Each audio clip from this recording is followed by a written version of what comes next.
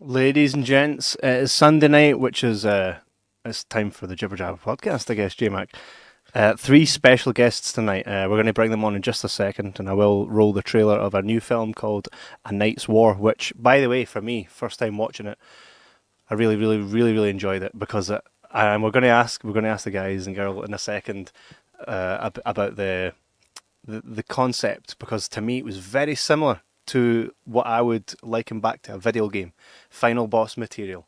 Yeah, Definitely. I don't know if you agree, but as a non-gamer, well, pretty much a non-gamer, I was kind of No, getting that vibe as well. Uh-huh. But it was done well, and yeah, yeah, it's good to see a sword and sorcery film coming out again. We don't get them very often these days. not at all. It's got to no. be superheroes or bust apparently, but no, it's nice to get Yeah. the independence still giving us things that we actually want. So that's good. Yeah. So joining us tonight is Jeremy and Matthew Ninaber, and of course Kristen Kaster, Jeremy wrote and directed this. Matthew wrote and directed this. Jeremy is the main star alongside Kristen, and for a small cast. I thought it was great. That it felt huge, like it felt like a huge undertaking, yet with such a small amount of people, which just plays to their talent. So I'm going to play the trailer here, and then we're going to speak to the guys. Cool.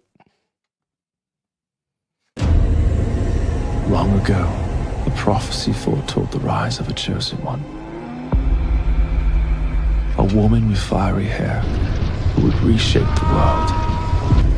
Something dark has happened here. Whatever they're preparing, it happens tonight. Go find the men and tell them what you have seen. The prophecy is true.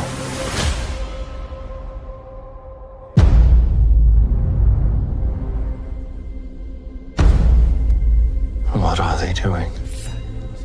They're sacrificing themselves. For what? To free the fallen. They are opening a gateway to hell.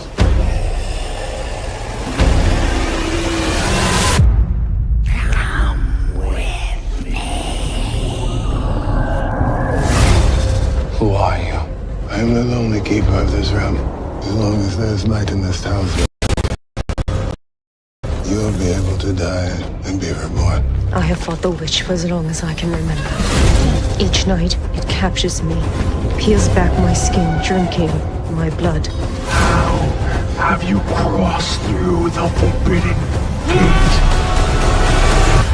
Do you mind if we skip to the fighting part?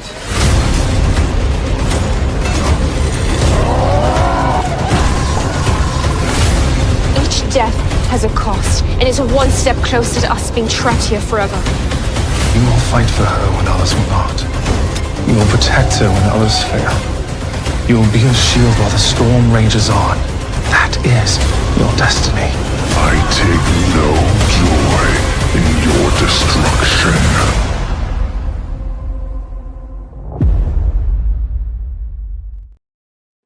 Excellent. Ladies and gentlemen, welcome to the show, Matthew and Jeremy Ninaber and Kristen Kaster. Guys, it's an absolute pleasure to have you here. How are you guys doing? Amazing. Pumped. I just got pumped from watching that. Yeah. So it's super stoked. That's a testament, because most of the time, whether it's a song or even when we've made films in the past, sometimes it's quite daunting to look at yourself or hear yourself when you put your own work out there and hear it back or see it. But to be able to actually get hyped by something you've created just shows that it must be really good. I take it for This is for all the you. first movie for me that I still like it after it's done. Yeah. Yeah, it's our most watched This movie. is, Genuinely. we still enjoy it. Yeah, I still love Ah. it. So it's I hope I can keep doing this because it was such a relief to watch it. I still like this. I'll go to the theater, I'd still watch it, and yeah, I can't say that for a lot of things I've been in.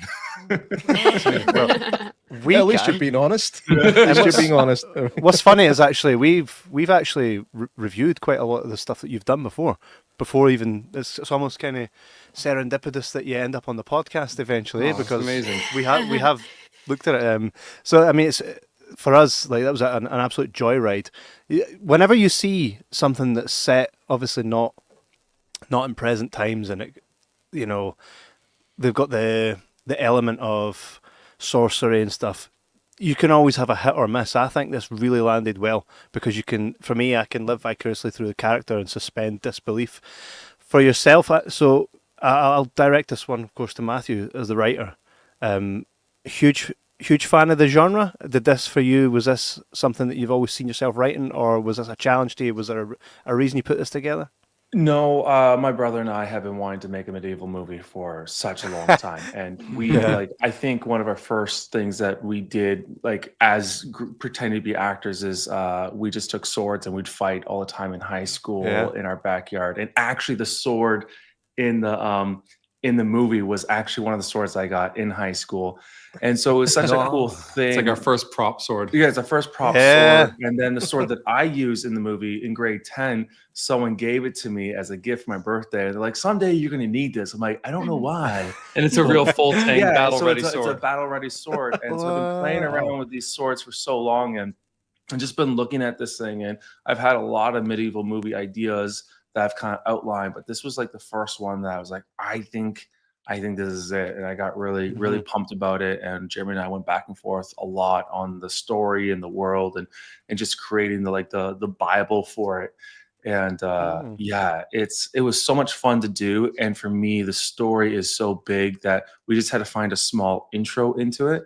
And you can see a lot of the references in there. Like we grew up on Conan the Barbarian and Sword and Sorcery. Red Sonja. And Excalibur. And then also we are huge gamers. Like every night we play something.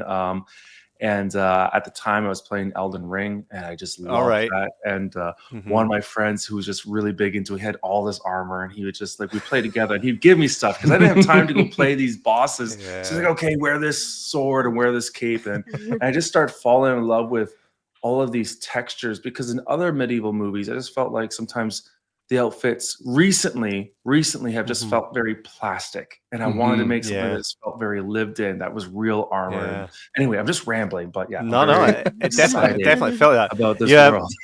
If you like Elden Ring, you must like Skyrim, then, right? Yeah. I was gutted there was no arrow to the knee type joke there in the sequel, right? When you wrote this film, did you write it with Jeremy and Kristen in mind?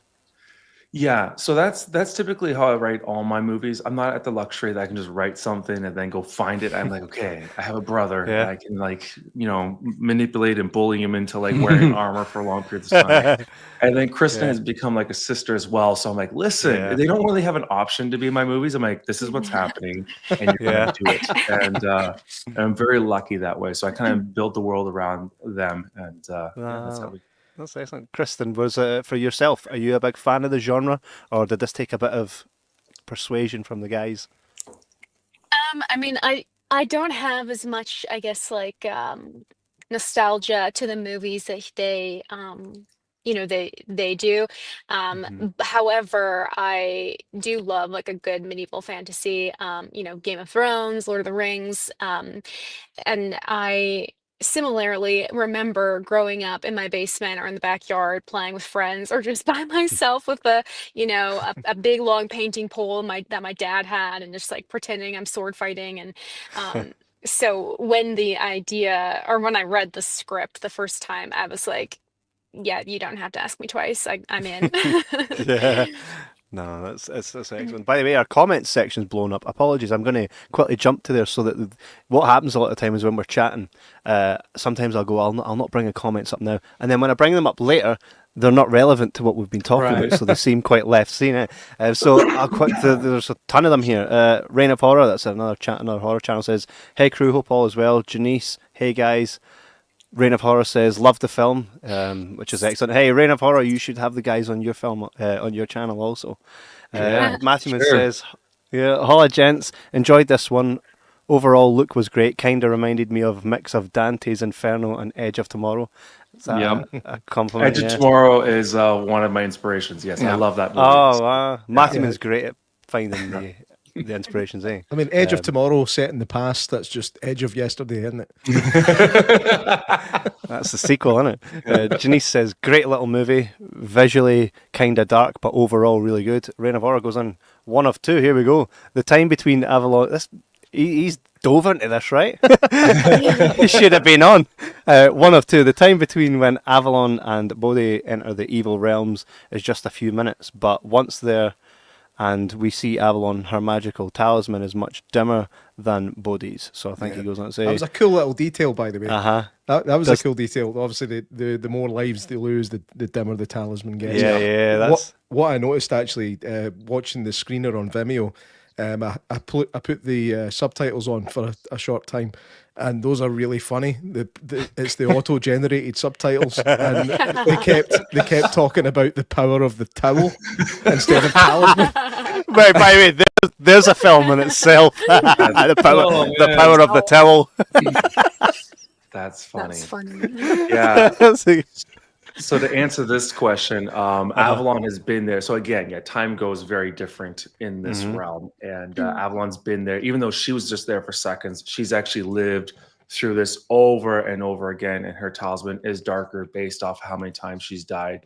And then as soon as it loses light, then they're done. It's like, if you die, you die for real. And then Bodhi obviously comes and has more life in his talisman because he arrives later. So I don't think I really answered your question. I just confirmed what that. No, but that is great. It's like, because you're led to believe that, we can't die here, even though you keep dying. It's almost like, again, going back to the computer game system, Crash Bandicoot only had a certain amount of lives. It was really game over, you know. So I really like that detail, and it's good.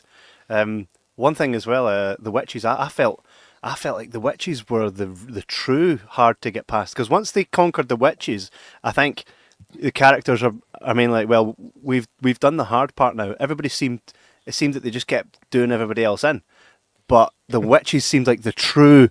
How do we get past this? Because Avalon had been there for ages, but then the power of two, and then kind of figuring out. And that was the big thing I wanted to get across is, and like with the witches, they had to work together, and in a lot of ways, this is very allegorical to people's relationships. Where if you're fighting each other, you can't really get through anything. But if you kind of come beside each other and work with each other, there's nothing that can stop you.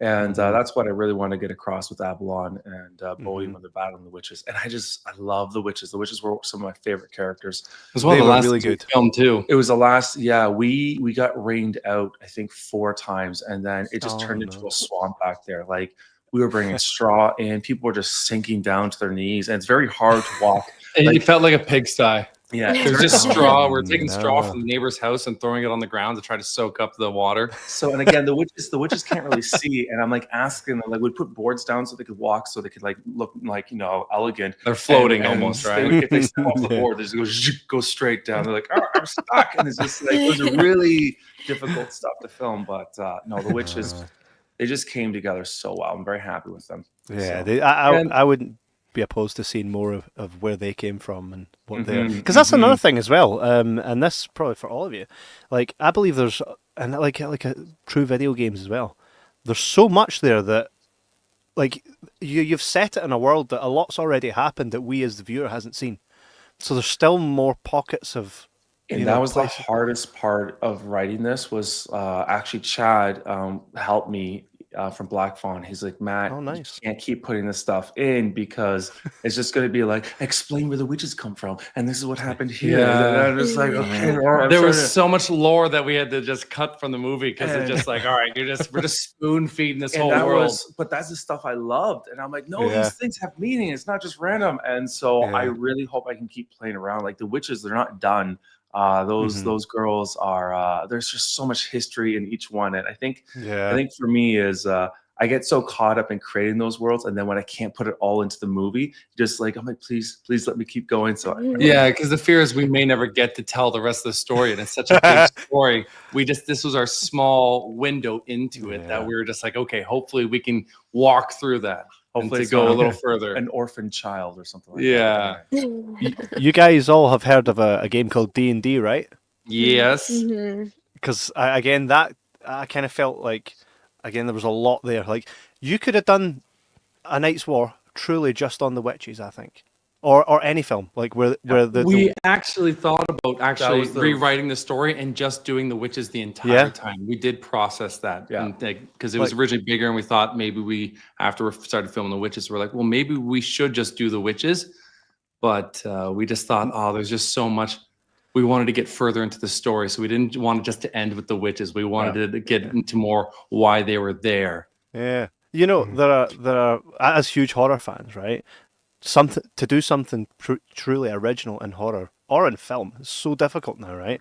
But name your favorite film where there are twin witches. Yeah, Twin witches. Right? Imagine. Think about it. We've got the Blair Witch. So let's think about witches in general, right? The Blair Witch Project. The Witches with Angelica Houston. No, so terrifying when you're a child. Not so much a horror, right? Yeah. Do you know what I mean? I think the witches for me were my other than the Shao Kahn looking guy, right? The witches for me were truly the ones I was like, oh. You're laughing. Was there something to that before? No, like we obviously we grew up playing Mortal Kombat like so much. If you look at our movies, you can literally just see like just the see our kind of people we childhood are, that's in right? there. Like It's just like, we shamelessly put our there's Mortal heritage into a Kombat. film. So literally, when we were coming up with this guy, we're just like, "This is our Shao Kahn." Yeah. So you said that to yourself. That's good. Yeah. I love that because we're the same. So You know what's hard though is when we did the witches, it was hard to communicate to people that it wasn't witches in the way that they've been presented in the past. So everybody wanted like the big nose. I'm like, no. These are like elegant royal princesses. Yeah, like one that goddesses. feels beautiful and So, terrifying at the same time. And so I had to go to like a lot of anime shows just to grab like screen grabs of like Castlevania, Dota. Oh, nice. Yeah. Creating boards. I'm like, no, like beautiful beings that like are like majestic, like so it's just someone you could beauty wise you could fall in love with, but at the same time just like, oh my gosh, this is a killer. Like, part of it's just like, oh, I'm intrigued, but I know I shouldn't be like I've got the greatest thing. What film was it again where it's like the witch woman like seduces you, then kills you, right? And I know that every guy watching it was like, I suppose it'd be worth it. Do you know what I mean? Like that's truly what you want, right? It's like, it's like the siren effect, right? It really reminds me of my ex-girlfriend. You're still breathing, Kristen. For you, what kind of characters did you base your character on? So you will read this on the sheet, and obviously already I can tell what Matthew and Jeremy's where they draw their inspiration. But for yourself, where did you go, or did it just come off the page, or did you harken back to some of your favorite characters growing up? Yeah, I mean, I think I did look at inspiration growing up, like any independent, strong female characters I gravitated to when I was younger.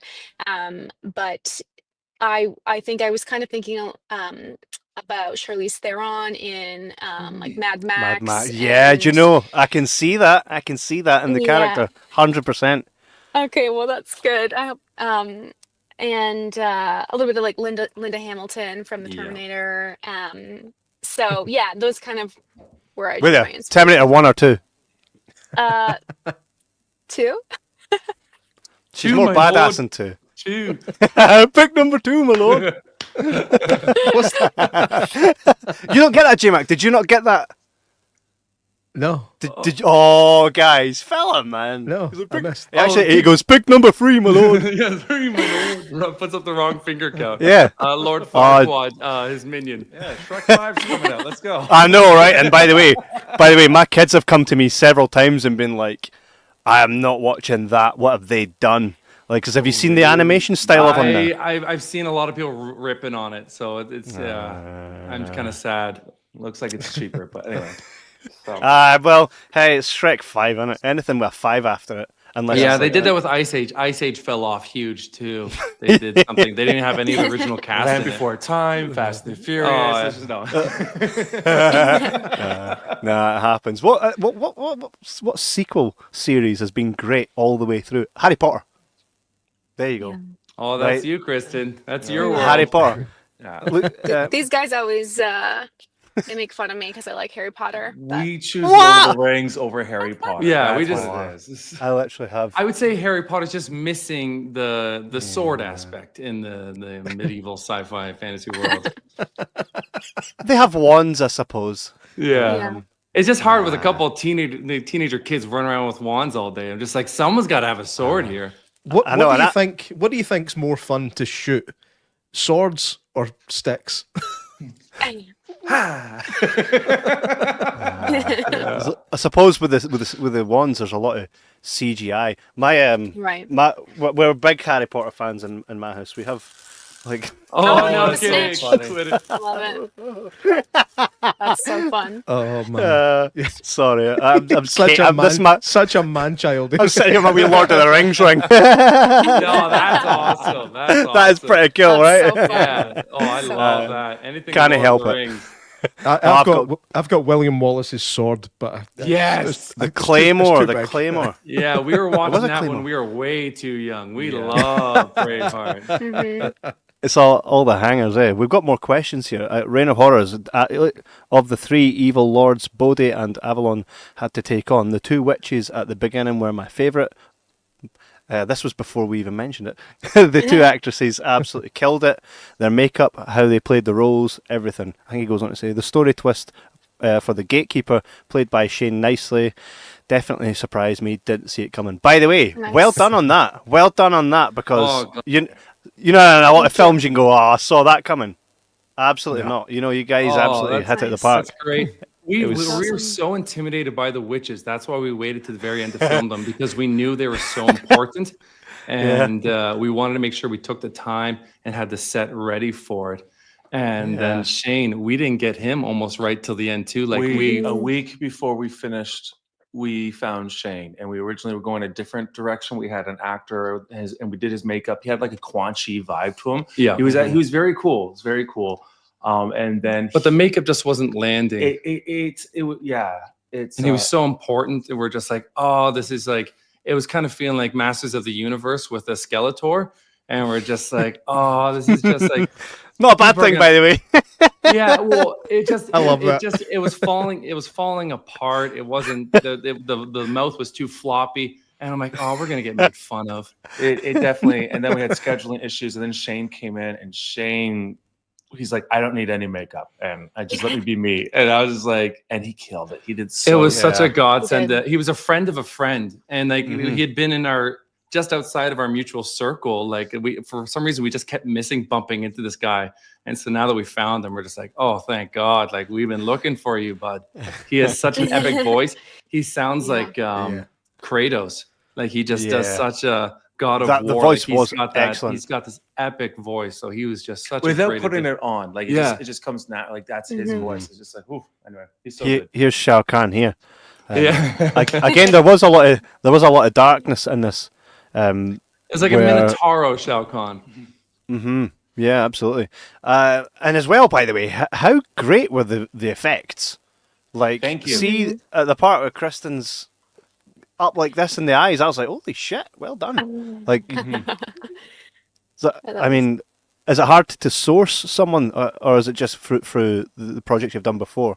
So I worked with a new VFX company, and our head of visual effects persona, like he took our miniatures and he built the bra. It was great to work with him. It was how do you say, with a movie like this, it gets frustrating because we just have so little budget. And it's like, I want to do all this. And so like there was times like, hey, if you want to do that, then you need to come in and start doing it with me. So like I'm in there learning like VFX with him. So like I handled like Kristen's zapping of the arm stuff in there, and like started All really rotoscoping good. things. And like he's great though. He's absolutely fantastic. So Persona just crushed it.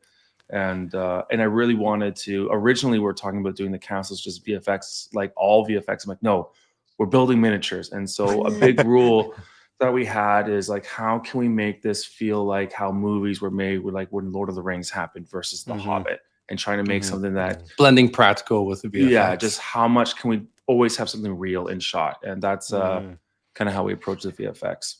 What was the budget you had to work with on this? So we got an investment from Epic. I always feel weird saying. I'll just say it though. We got $250,000 from Epic to make this movie, and so it's not a lot of money. We do get a little bit of tax credits to kind of boost that up, but then we lose some because anytime you get money from Americans, there's like a withholding tax. You don't get all of it, and so it turned into like just like it's we didn't have a lot of money. But by the way, it goes to done show exceptional. Yeah, it goes to show how creative you can be and how you can spend the money wisely and still come out with a good end product. You don't need to spend 300 million to get a film that looks awesome, because it really does. But I mean, there's a lot of skill even in the practicals and just cinematography. And in fact, the fight scene on the ice, where did you shoot that? Because that was stunning. That was stunning. So we filmed that on Lake Abraham, and an advantage that we have making this movie is that we filmed it with a crew of 8 to maybe 12 people on big days. So that's including actors. So it's like the amount of people we have on set wearing multiple hats.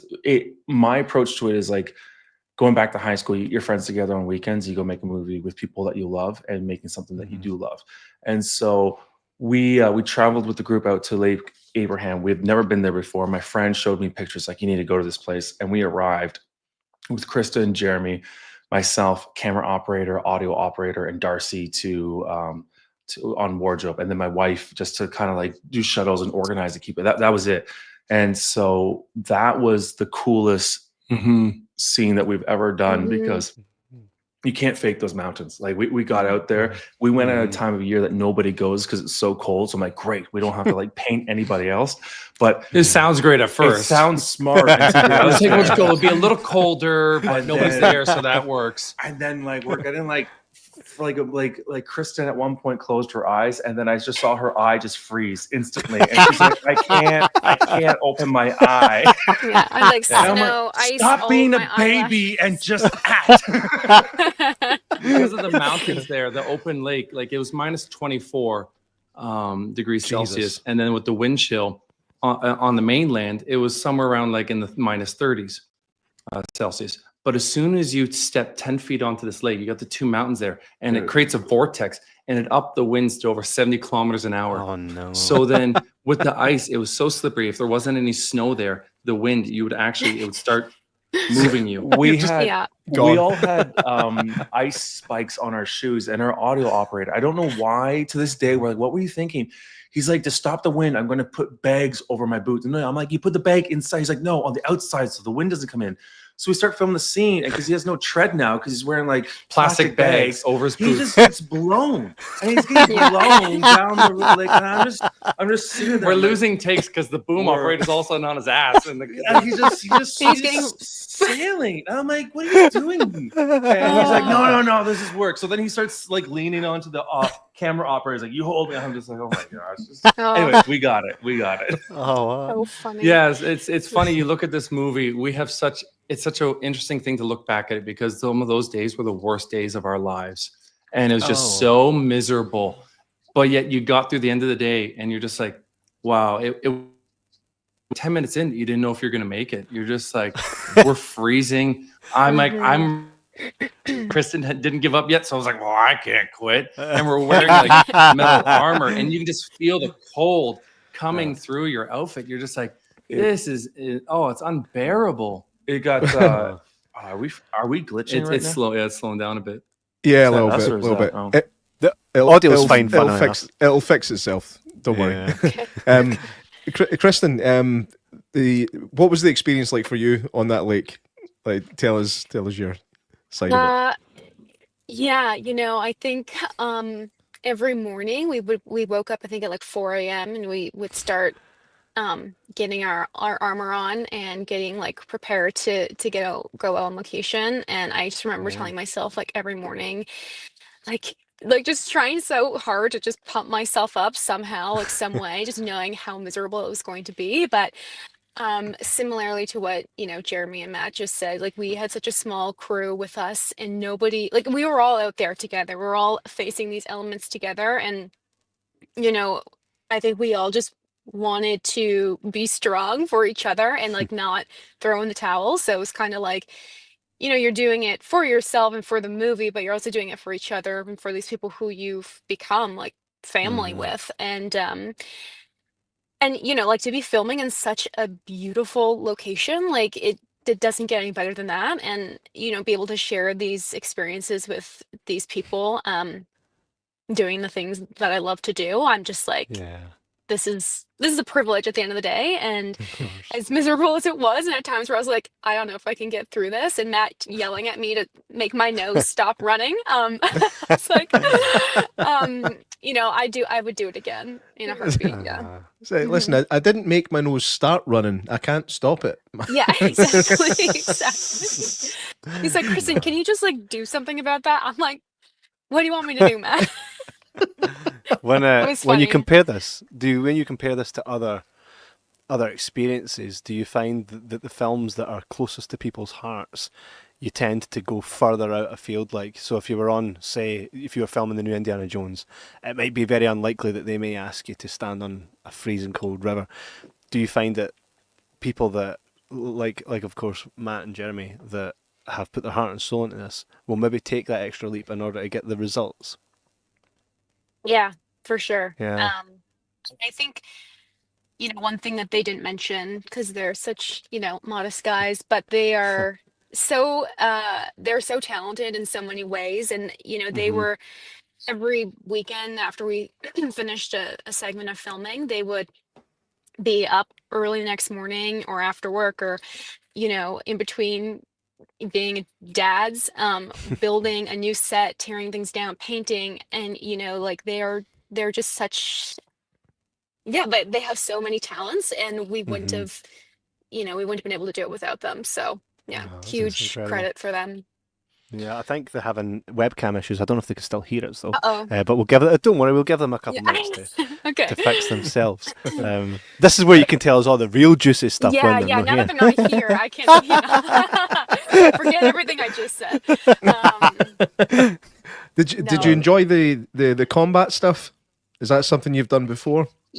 Yeah, I hadn't done anything quite like that. I don't know if you've seen Death Valley, which It's is definitely a movie. something I'm going to next check out. Yeah, that was a film I did with them before Night's War, and there was a little bit of combat in there, more just like, fighting, some stabbing, like that sort of thing, which was fun. And I love kind of a physical challenge. I grew up playing competitive sports my whole life, mainly hockey, and so like a chance to be athletic and learn something like sword choreography was so fun. And however, it was a lot more challenging than I thought it was going to be, and I know Jeremy will agree to this, or can attest to this. But once we would practice in an open space and practice all the moves and everything with our swords.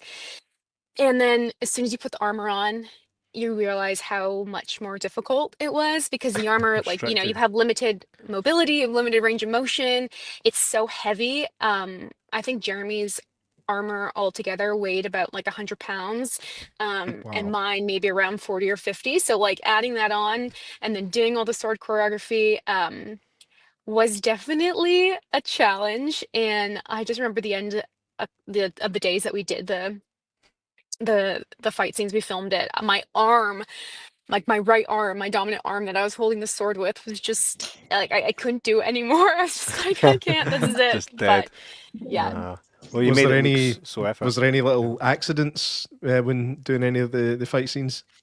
Not between Jeremy and I. However, I think when Jeremy and Matt were practicing a couple of times, Jeremy accidentally nicked Matt in the face here, and he had a bruise. What do you mean accidentally? No, he meant to. I told that? him I didn't want to fight and I wasn't in the mood, and I'm like, no. But he still went Classic ahead. brothers.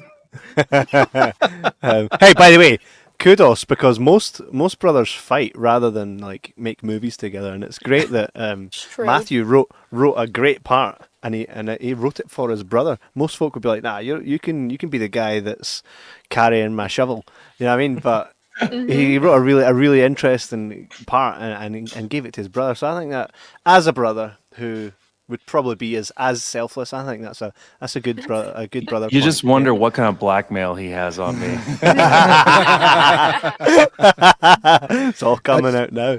Jeremy, was that your real Yes. hair or was that a wig? No, that's my real hair, actually. It's fucking awesome, man. Yeah. Oh, you're too kind. Prince Charming from Yeah, Shrek. Well, I always joke because I like my hair greasier. I like Keanu Reeves in John Wick. He's got that greasy long hair. Yeah. Or even Aragorn from Lord of the Rings. That's what I really like. But when I wash my hair, it gets poofy like Prince Charming from Shrek, like super poofy.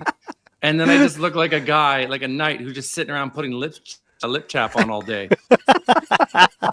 So I kept saying to the makeup artist, and I'm like, I'm not washing my hair. I want it greasy. Like I don't want to look pretty. I'd rather girls think I look gross, but I don't want to look like a pretty boy on this. I'm like, it needs to be really raunchy looking. That's excellent. Reign of Horror asks a question for all three of you: with the film having been completely is there something you completed? I think it should be completed. right. I think it's autocorrect. Eh? Is there something you would like to go back and do different with your characters? Oh, that's a great question. Maybe start this one with Kristen. Oh, well, you guys. No, yeah, go, Kristen.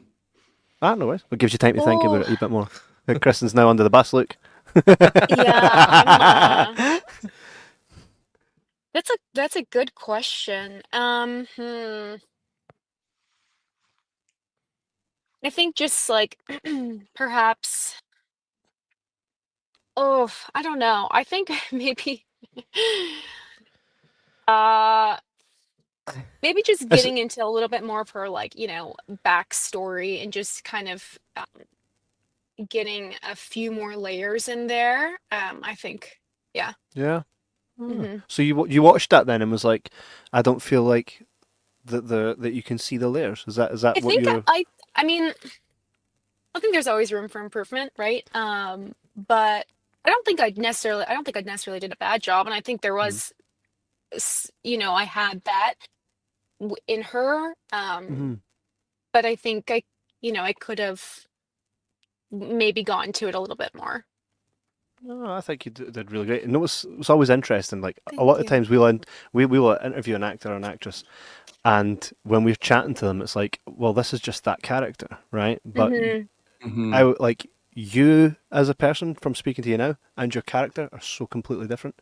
Like so, Yeah. so if I was on the phone to you, I'd be like, that's not her. Do you know what I'm, Right. you know what I'm She saying? has moments. She's a really good actress.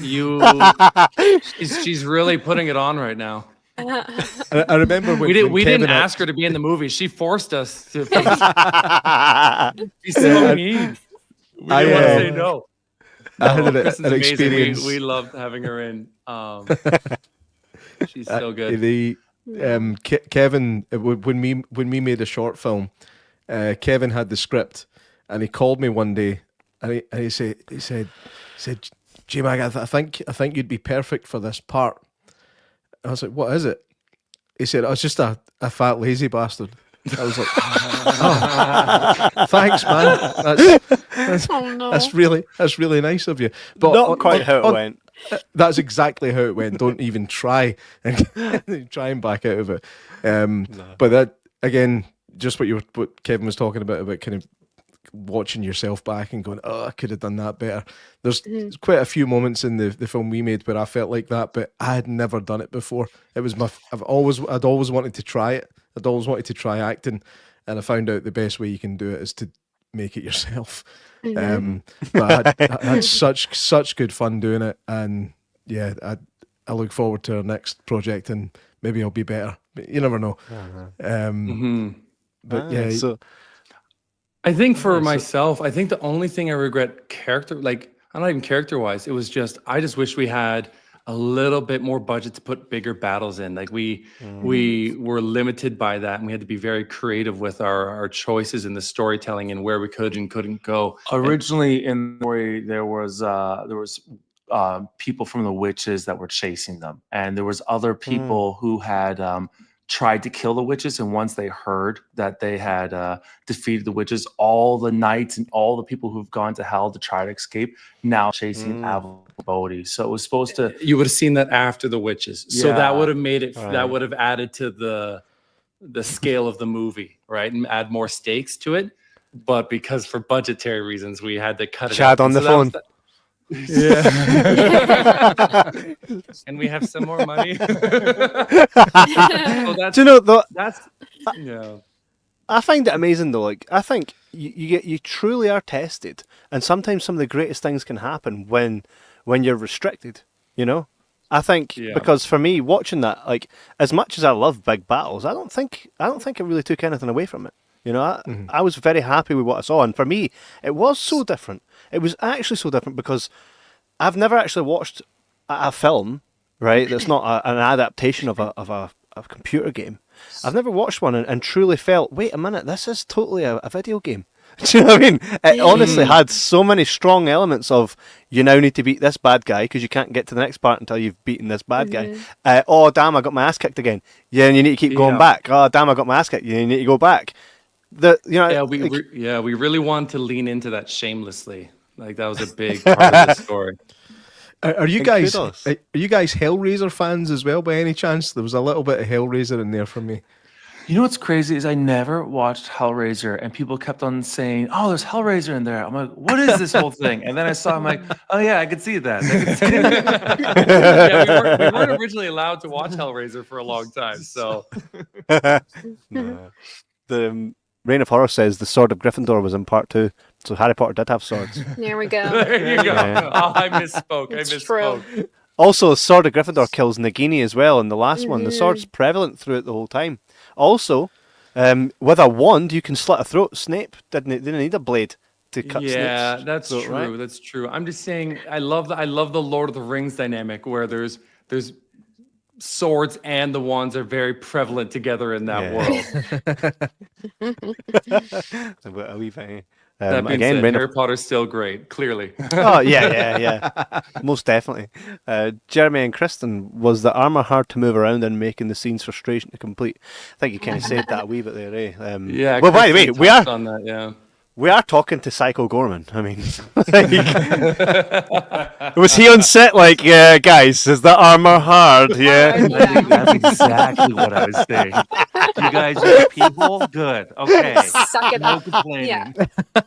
What was funny is that we wanted to do metal armor for it, like authentic, but when we did the promo, we're just shooting proof of concept for it. I was like, and my back was seizing up. The way the straps put all the weight just on the 2 spots of your upper back, it was spazzing my back. I was like, I don't know if I could do a whole film that way. So the Matt made this foam prototype armor suit up for us. And we were trying to like justify, oh yeah, this will be fine. This will be fine. And we had some friends, Chad, one of them, who's just like, it just looks god awful. And so then we're like, okay, we have to do real armor. You got to suck it up. So it's like, it was a whole dance getting ready for it, getting into it. And like, you had to work out a certain way and stretch and making sure you had enough water in your system so your muscles weren't spazzing on you because you just sweated so much. For the interior shots, exterior shots, you were freezing. And then like Kristen said, like the choreography changed completely once we had the armor on. Yeah. Did you guys deal with all the costuming yourselves, or did you have a costume designer? Kristen could probably tell you about that. Yeah. I mean, actually, it was kind of a cool experience. My sister came onto this film, and she was head of wardrobe. So she, with Matt, designed all of the a lot of the tunics and the undergarments that we wore, and made them all, and a lot of the witches' outfits and that sort of thing. So we were very fortunate to have her on board. Yeah, she did an amazing job. I mean, particularly the witches, the masks were phenomenal. Like the one with the kind of skeletal hands and stuff. I thought the design was just phenomenal. Again, a testament to what you can achieve with not a lot to spend. It's really well put together. Yeah, it looks great, man. Imagine trying to do anything in that. No. Again, like, I have to keep going back to how visually beautiful like it actually looks. So I think you guys done so amazing. I mean, thank you. The budget is for our standard, that's quite a good budget. For you guys, I mean, you could call that low budget, but you guys really stretched it and made it. I mean, even just look at the what was it? Tibor Taka says, the enchantment. Sometimes you watch a film, like, you can watch a film sometimes and be like, this takes you right out because sometimes it can look nasty. But none, at no point in that film did it look nasty at all. It totally draws It you was a in. big thing that I was saying to Brent, our DP, and just the team. It's like I want every shot to look like a picture. Like I just want it to look like a painting, and just for the details to work, and everything was just layered with so much detail. I think I think I might have been a little crazy on set because I'm like, we need more vines. And I'd run out to the forest. And, we need a tree. And there's like this one day that we're about to film. And originally, like the opening scene, the Avalon's mom was attached to a tree. And we didn't have a tree. And then I looked up and I was like, oh my gosh, there's like a dead tree up his yard. And so Jeremy takes off his armor. He climbs up to the tree. He starts cutting down this thing. And we bring down like this massive thing that got struck by lightning 30 years ago, and then we used it and put it into the set. And it's just like, so a lot of it happened that we just got lucky. Like there's the vines we found, but I think if you're gonna do this, you only once, unless you're really lucky. And we want this to be the best, like something we could just look back on and just be very happy with. So. You're not going to have the Forestry Commission on your back or anything now, are you? I was technically already dead, right? See it's pretty funny allocating the crew to like, hey, you guys are now all woodchuckers. And how much of you could woodchuck wood? Do you know, my daughter, she's 5, came in when I was watching the first scene, and she had just seen. Genuinely, right? So she walked through, right? And boundaries, Kevin. No, but here's the thing. I say to the kids all the time, I say, don't come in, this is scary. Now they're like, yeah, okay. You say that just to make us go away, so I need to come in and see it myself, right? So she sees the girl, right, set a light, and then she sees the skeleton, and then she goes like this. And there's a reason I'm telling you this.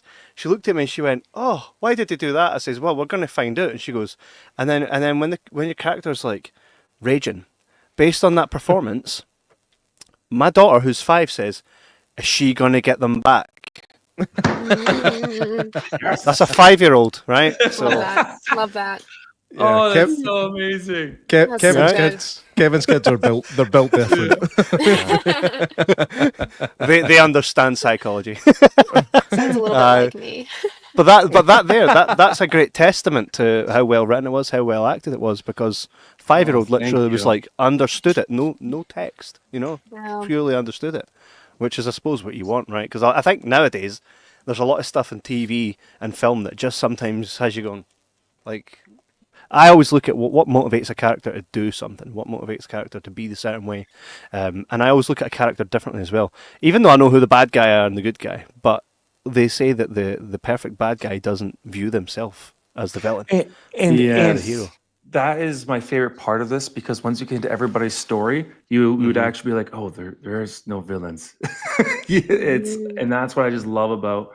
I love that about Avalon, because again, like you said, that opening scene, you're like, nah, screw it, get them all, just go do it, kill who you need to kill.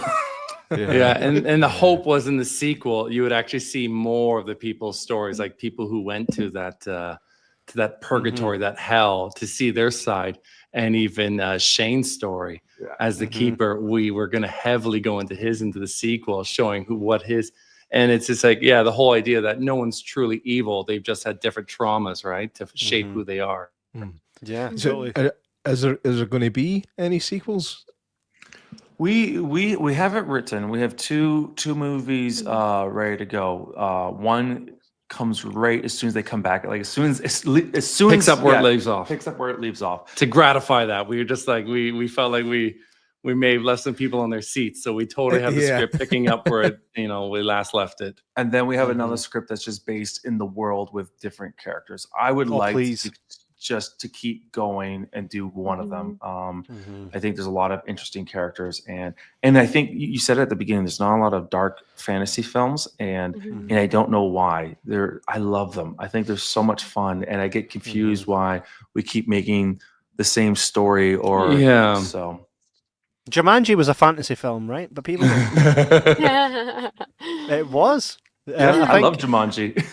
Right? I think the thing is, like, see nowadays where everything gets so pigeonholed to the point where it's marketable or not from big studios, which is where they're going to put their money. When you say, oh, I don't like anime, well, you do, because your kids watch Peppa Pig. anime is animation. Do you know what I mean? So you don't like a particular style, but because of the wording, sometimes like if I said to, and this is my wife and I's dynamic. If I say, "Oh, you want to go and watch Psycho Gorman?" See the name Psycho Gorman? She's going to give me this look. Like that's not a rom-com, and I'm like, no. So straight away, is. It's all about love. it's so misleading, but so fucking excellent at the same time. And I think that's a real shame. So I think that's where we're at now with cinema and films, that you see a sword and an armor, and you particularly just you straight away you're like, I know what that is. And you don't give it a chance, as before when you used to go into Blockbuster, you just judge something based on the artwork, and it was good enough. Dragonheart, right? That's essentially Dragonheart. Yeah, that's big. Dennis Quaid. Oh, look to the stars, Bowen. Oh yeah. See, as a child, man, loved it, and we do need more films like that. It would be great to see a sequel to this. However, I have a feeling you guys just come up with this stuff and you will have more content than time to actually film it all. Is there another vessel in which you could export the stories, essentially like audiobooks, like say studios don't pick up? That's what I've been debating with Jeremy. He's not interested, so maybe you can help me. I would love to start going at this from an audiobook point of view, because then we just wouldn't be hindered in any way. You could just go. Perhaps to grow the audience that way, and just get the stories out. And the other thing I was looking at is comic books, but then I just look, comic books are a lot. It's a lot of work to get the artists to draw and all that kind of stuff. So I've been tempted to go into the audiobook world so that we can just get these stories out. Yeah, it would be excellent, because as well, like, how many books now are being turned into films? So Hollywood are like, what can we remake? Well, we've remade everything. Right, quick, find the next thing that everybody's reading. That's literally what's happening, you know? Yeah. And the people are living in a fast-paced life now, so I consume audiobooks all the time, and I'm always looking for something excellent. So I think that would be a great wee way to go about it, and that's how you can really reach people that might not have seen it before. You know, I think it would be excellent, especially if you've got so much content to put out. I think sometimes rather than taking a year or two to make a film again, which is only another chapter in the story, is to just like quick fire, man, get it all out. Yeah. No, you're right. You're right. I have to ask as well, Kristen. I can't help but notice that you're sitting in your car. Where are you right now? What are you doing? I know, I'm sorry. I had to take it in my car just because I'm working. I have a shift right after the podcast. So I was like, well, where is the best place for me to do this? And I was like, I guess I'll just have to do it in the parking lot right before my shift. So I do apologize. That's just my so you know, No, thank you. She works for us, so she's sitting out in the parking lot. Of Yeah, they want me to Just come in outside the studio. Yeah. was She just- started. I was just Maybe you I was can just run gonna in. Ask. I was just going to ask, what do you have a day job as well as Most acting filmmakers film? do. Yeah. I guess I'll go first. I'm actually a full-time student, and I serve as well on the side, you know. And then just try and keep pursuing this dream and get these amazing opportunities to act with Jeremy and Matt and be a part of these films, and obviously also trying to do some projects with some other directors as well. Are you? Do you have an agent? Are you quite accessible to other filmmakers? Look at the guy. You kind of see the guy's cam right now, but they're like, We own you.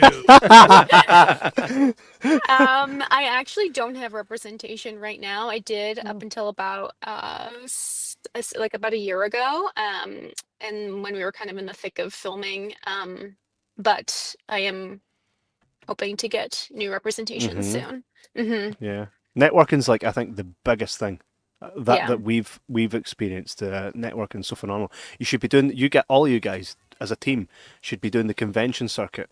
That's some great networking there, and it's a chance for you to really. Yeah, absolutely. I mean, Psycho Gorman, like. Do you know what I mean? Like, You full let me know where the costume convention is. football. I'll be there. I'll be there. I'll hook you up. We did Comic-Con. Yeah. Toronto. We did that one. We did that for Death Valley. Nice. Mhm. Here in the UK, the biggest one is Monopoly. You can connect you with the guys there. Really? They bring Oh. over the That'd be so Scream. fun. But you guys should do that. Oh, we absolutely Well, would. good. We're always looking for a chance to travel.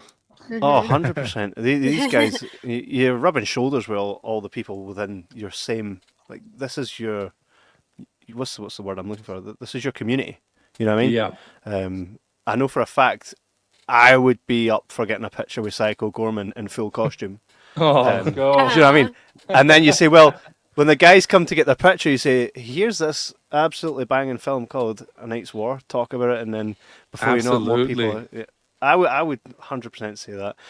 Kristen, what kind? So you've done A Night's War, right? Mhm. And that's its particular genre. You don't have to pretend that that's your favorite if it's not. Guys, close your ears. What is the future for you? Do you see yourself in where do you see yourself? I think you'd be a great seeing a Back to the Future type film. I think you'd be a great Leah Thompson kind of. I don't know if that's I'm thinking. truly and Sarah Connor, but we're not needing any more Terminator. Yeah. I do like kind of the action drama sort of piece. I would love to stay in this medieval world for a little longer Yeah. and be able to make a sequel or trilogy. Mm-hmm. I would absolutely love that. It's a really, really fun world to be in. We are, I don't know if I'm allowed to say it. I'm not going to just spoil anything, but we are. No, you working can on say what you something want to say. right- What are you going to say? Okay, What are you going to okay, say, Kristen? okay. You gonna talk shit? You gonna talk? Go No, ahead. I'm just gonna say we're Tell working them our on something family else right now. secrets. Yeah, we're working on something else right now, another project that's very Oh, excellent. different and also very fun Oh, world nice. to be Say, in. right? So Yeah, you can say. You can go ahead. Spill the beans. Okay. okay, I can't see you guys. So I can't tell if you're being serious or sarcastic. we can't even see that. The what we're working on right now is kind of like a psychological thriller, murder mystery type of thing. Oh, nice. So, yeah, really fun. Is very stripped down, very different than A Night's War. There's no big armor or sword fighting. So it's very different. But It's really fun. really modeled after Seven and Zodiac. Oh, so Yeah. nice. It's that kind of vibe. So Mhm. Yeah. Man, I seen the movie Zodiac for the first time. Maybe that's probably 8 years ago now, and I wished every other film in that kind of genre was like Zodiac. such a 'Cause good I movie. thought it Mhm. was absolutely phenomenal. So if you guys do something along those lines, I'd be really interested to see it. Yeah. No pressure. Wolfman's got Nard says, apology if already answered, but what was the budget or is it a secret? Fella, it was 250,000 kinda because of taxes and stuff like that. Yeah. So the hard money in was 250, and then you can use tax credits to kind of boost it up a little bit. That was excellent. Reign of Horror says, audiobooks or may break See, it that's out. such a smart idea. Yeah. Yeah, episodes of mini series drop. Yeah. That'd be fun. Yeah. Originally, Ginny says the originality is coming from the common folk. Now Hollywood is dead. We are very common. So yes. We're as calm as they come. I think she means in general, like the true passionate filmmakers. Janice, fucking hell, Janice. Wolfman says Sheffield in May and Manchester in October. Get yourselves over. Nice. Done. Facts. Zodiac is Fincher's finest. Yeah, Denise he's a says- tall order to be compared to. I'd be down to watch that. Can't wait. Google says 70 million budget. Lies. What? For a Night's War? I gotta look this up now. That's crazy. Oh, what? Fact check, motherfuckers. Good job. I didn't go to Google for any facts. I always know. J-Mac always asks every filmmaker their budget. I never ask that. I never talk about money. And every time J-Mac asks it, you always see filmmakers go, and what's going on in their head is, should I? Could I? Ah, fuck it. And then they do. It's important for people to know how much it takes to make a movie because there's just so much misinformation. There's so much gatekeeping. Yeah. And for years, like trying to get answers from people don't want to tell you. So I think Yeah. for me, it's like I really want to inspire people, and they need to know, okay, this is what you can do for this price. But at the end of the day, it's like we don't pay ourselves much. Like we all have day jobs. This is not our job. Like as Kristen said, on the weekends we'd film, and then Monday to Friday we'd go work on the stuff while working another job while having families. So it's like, yeah, you come out of making a movie like this with a little bit more gray hair and all that, but I wouldn't have it any other way. Like I love it. Yeah, so of course. Yeah, in a lot of worlds, like we have no business making movies. We're both dads. We both have our separate jobs, like media company, and it's just like we're so busy that we were literally filming all weekend, tearing down the set, building a new one, being ready to go Friday evening. And it was just like, I remember days where I'm just like, there's just not enough time. Like, we're not going to make it. Like, I quit. I'm firing myself. I mean, I mean, you guys mentioned like you've got kids and stuff. Do you have wives as well? Are they supportive when you're doing these so far, things? they're still somewhat supportive. You know, they're somewhat. Yeah. My son is actually in the opening scene. My middle son is in the scene where he's like, Father, they've come. And so my dream is to include my family on this journey because I think it doesn't work otherwise. So my wife is very supportive. She is the producer of my films. She helps me like organize logistics, all that kind of stuff. She never asked to. She's just like, I never knew this was coming. I'm like, I told you I like movies. She's like, I didn't know what that meant. So I'm dragging her along, and sometimes it reminds me of like when you first get a puppy and you're trying to like walk them, and they're just like sitting there being dragged along the grass. And like, so my wife, she doesn't really have a choice. She's amazing. She supports me in my dream. But if it wasn't for me, there's no world she'd be making movies. So I love her. That's pretty cool. It seems, by the way, this is directly from Google. A Night's War has underwhelmed so far, but it's 17% increase over a last A Night's War, Yeary Night's War, encouraging, especially for an around original animated film, which is production budget of 70 million. There must be another Night's War because that was AI that put that together on Google. Nards was right. So that's, I think there must be another A Night's War, and it has to be. I was just trying to find it. Yeah. No, if you type in A Night's War budget into Google, AI does that wee thing where it takes all the information from Google and gives you a brief, but it has to be about a different film. It is 2025. No, full movie online. Oh, there's another thing. Pirates. The true killer to any great film is here's where you're at, right? Do you, when you see someone's pirating your film and they're like, oh yeah, I've just pirated this, do you go, wait, you go, at least if you're pirating my film? Or are you like, man, you're stealing, motherfucker? I'm gonna hunt you down. I'm gonna catch you like a fish. Maybe not today, maybe not tomorrow, but it's gonna happen. But you know it's great. Love to run to that Blu-ray stand somewhere, in Mexico. I remember the first time our first film got pirated, and we actually were excited. We're like, guys, we made a movie that got pirated. Like, this is exciting. And they made it. It's like Hindi titles, and the best part is it's called Extraction Day, and then Chris Hemsworth comes out with Extraction. And so everyone's looking at our movie like, this guy does not look like Chris Hemsworth. And they're like, this looks like the B-rated version of Chris Hemsworth. That's Prince Charming from Shrek. Like, Chris Hemsworth really let himself slide. I'm at the place where I'm like, I'm just going to pirate my own movies and get YouTube ads or something because this is nuts. So. No, that's pretty good. Do you know what? See, from being able to hear you and not being able to see you, I think you guys would do good on an audiobook. Truly, I do think. There you go. Right? Yeah, our camera is acting up. It shows it's working on our end, but it's not transferring over, so I don't know what's going on. Oh, really? So, see, from what you can see right now, can you see you on the screen? No, it shows us in the computer side. This is Sixth Sense right now. We're Bruce Willis and we're just ghosts. We're gonna start tapping. Tapping and rapping. Oh no, that's excellent. It'd be good to see a sequel because I really enjoyed it, and I think, like I says, I had that feeling watching it that there was much more. Like I could tell. I don't know if you're the same, J Mac, but I could totally tell that this was not you giving us everything. This was just a peephole into a universe that you guys had created, purely based on the fact that everybody was talking about things that had already happened, and that, you know what I mean. It just it had that feel, so it'd be pretty cool to see that. Matthew Min says the movie looked fantastic. I would love to see what the team could do with bigger budget. Well, Me too. Bigger than 70 million. That's I enough. know, right? All right.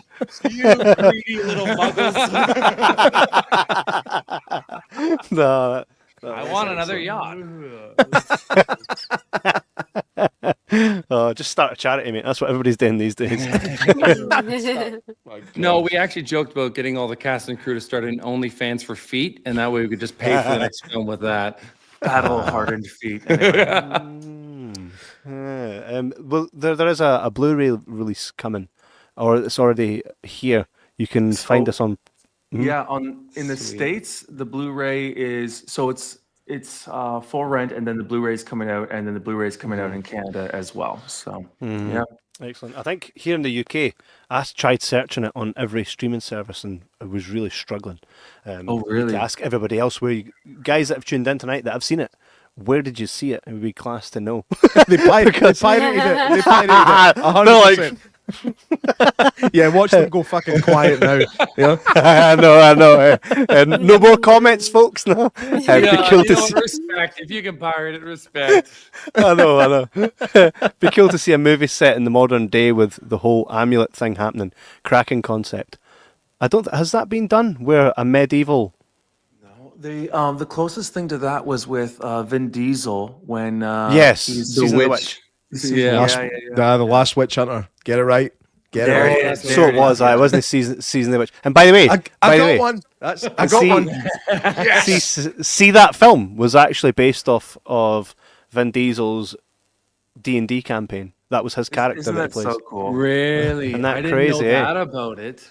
Yeah, facts. And you know, I only started recently playing D&D, so I'm not by no stretch a vet at D&D. I actually was like, well, hey, check me, I got my own dice.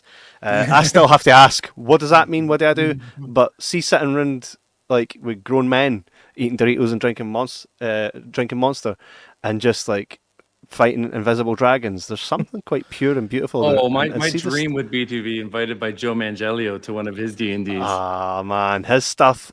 Seeing his setup, I'd love to be there for an evening.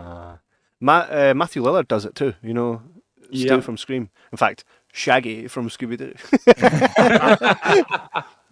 I keep hearing actors do it because it's such a great way to get into characters and to it's not just playing a game, you're actually practicing your craft. So 100%, and it comes great for writing as well. So Stranger Things is all based on D&D. Vecna, all these characters, they're all and I was watching the wee teaser that was telling you the name of the new episodes of Stranger Things, and one name popped up and my son was like, he's in D&D. That name's in D&D. And then went on his phone and was like, this is what the lore of that character is. So I now know that there's going to be a new bad guy in Stranger Things based on that name that harkens back to... Crazy, yeah. Reign of Horror says, bought a digital copy via Apple. Oh, look, he's a financial supporter. Look at you. Thank you. Pre-ordered the Blu-ray. Yeah, nice one. I hadn't heard of it until this stream, so I'll certainly be looking out for it. Here, by the way. There you go. Aye, that's good. Nards, man, you should cover it on your channel. If Nards covers it, you'll get a lot more traction. He's a wee bit bigger than us. No by much. Not by much. Okay. Just a wee bit. Collectively, if you add both our channels together, we've got like 120,000 subscribers. If you add both our channels together. Oh, there you go. Yeah, so by deduction, he's got 118,000. Someone's doing the hefty lifting. Absolutely. So before we let you go, guys, and we can't thank you enough for joining us. It's actually a pleasure. And do you know what? I could sit and talk to you guys for hours. Honestly, I really could. You guys have done so well, and most definitely keep us in mind for any upcoming projects. Come on and chat more with us about it, because I mean we love to do that.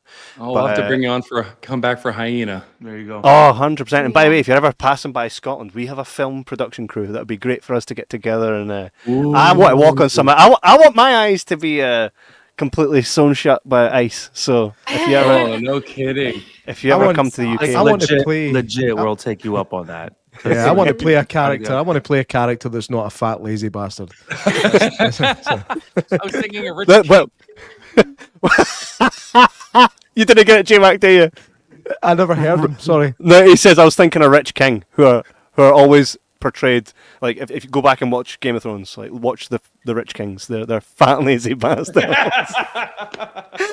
I literally had to literally. Well, he could be good. He could be a good one. He could be a good one. Who's not? He'll be one that does jumping jacks. He could be Robert Baratheon, in his prime. That's it. From Game of Thrones. In his prime. Yeah, How do you he's a do what? Rich King? Do you just put your chair right back? And you've got to have that throaty type of laugh. I'm not doing that. Fuck you. Matthew says, still waiting on a Scottish version. Stranger Things. Give it time, pal. Give it time. That's just called. Funny. That's called weird. It's called weird shite. There you go. Weird shite. Weird shite. So yeah, I implore everybody listening, because this goes out Spotify, Audible. See, technically they're already on Audible, so now you can keep there you go. via this podcast. Everybody should check out this film. Hopefully it'll be a bit more accessible in the UK. Nice to see. I'm a physical collector, so I'll definitely keep a look out for it in the stores. It's been a pleasure chatting to you guys. Is there anything that you would like to let the audience listening here know to check out? Because half of them have already gone and checked the film out. So is there other things you'd like to point them to before we bid you Oh man, my brain's been hijacked with doing the podcast. So I don't know. I think we might do it. I think we might start breaking it down. I think what we're going to do is we're going to start on our social media, start actually just documenting our journey. We've been filming a bunch of behind the scenes. We want people to see what it takes to make a movie and just showcase our journey into it. So we're going to be over the next little bit releasing that on our social medias, which are just our names on Instagram and stuff. But yeah, for the people who have supported, just thank you. Yeah. Keep telling people about it. Like, I want to keep telling this story, and it only happens if it finds its audience. So, yeah, it's so class. Even when we get a T-shirt, someone buys a T-shirt from our store, we're like, oh, yeah, no, I just want to give it to them. Thank you very much. You know what I mean? So it's very pleasurable. And tag us. We'll definitely keep up on the journey. And if you guys want to jump back on, of course, Kristen as well. If you guys want to jump back on. And talk about anything, of course. Even let's talk about other films, our favorite films growing up. These kind of things. Absolutely. This has been a treat for us. No, and us absolutely. No, maybe thank you very much. Our camera will work the whole time next time. Just being the same. Hey, I wanted. By the way, we started this show in a car. We used to do it on an iPad, right? Nice. That was about 8 years ago. So hey, don't diss the car. The cars are where it's at. And by the way, the audio is perfect in a car as well. There you go. Yeah, it's excellent. Eh? But again, thank you guys, and I hope you have it's daytime over there, isn't it? Yep. Yeah. Aye, for us it's like nighttime. Oh no. For us, it's the opposite. Thanks for that. I know. It's the end of a beautiful day. But again, everybody needs to check out this movie. Really, it was a treat for us. And I look forward to chatting to you guys about if you need any tips about how to put together a cool wee audiobook or even a podcast series, which is where it's at. Give it a shout. We'd love to. More than happy to help out. Collaborate. You guys seem great. Really appreciate it. Thank you. Thanks so much, guys. Really appreciate it. Nice to meet you. Thank you. You too. Thanks you too, again, Kristen. Thank you, Kristen. And, yeah. So aye. So this is where we hit the credits now. You can watch our wee credit trailer if you want, if you have time. But you can see some of our journey there. It's quite funny. We'll stay to the end. Thanks, guys. It's been an absolute pleasure, and we'll definitely get you back on in the future. All right. Please do. Take care. Thank you so much. Thanks, you guys. Have a good day. Bye. Thank you. Take it easy, guys.